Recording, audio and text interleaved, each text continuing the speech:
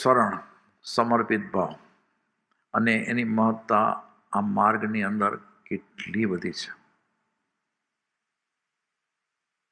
કે જે જીવે પછી પોતાનું બધું દેવગુરુ અને ધર્મને સમર્પિત કરી દીધું અને પછી ગુરુ આજ્ઞાથી એ પોતે આરાધન કરે છે ને, એટલે બધી ફિકરનો બોજો છે ને, બધી ઉપાધિનો બોજો છે ને, બધી તકલીફનો બોજો છે ને, એનું પોટલું દેવગુરુને ધર્મના શરણમાં મૂકી દીધું કે આજથી મને સારું હોય તોય તારું, મને ખરાબ હોય તો પણ તારું.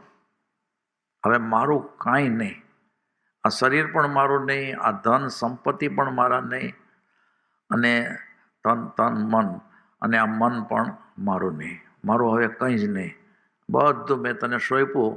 હવે તું કહેશે ને એવી રીતે મારા મન છે ને એ ધર્મનું ચિંતન કરશે, તું કહેશે ને એ પ્રમાણે હું શરીરથી ધર્મની ક્રિયાઓ કરીશ,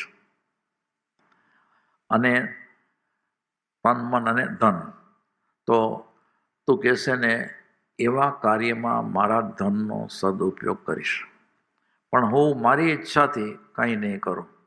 એ ભગવાન હવે તું કહેશે એમ જ હું કરીશ. આ સાચો સમર્પિત ભાવ છે અને આ માર્ગનો પાયો છે.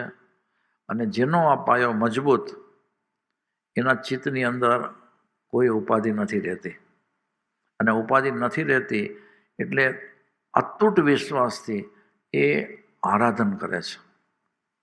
અને એ જે આરાધન કરે છે એમાં એટલી બધી શાંતિ અને સમજણ સાથેની જે આરાધના છે એમાં એની પ્રગતિ થાય અને થાય જ.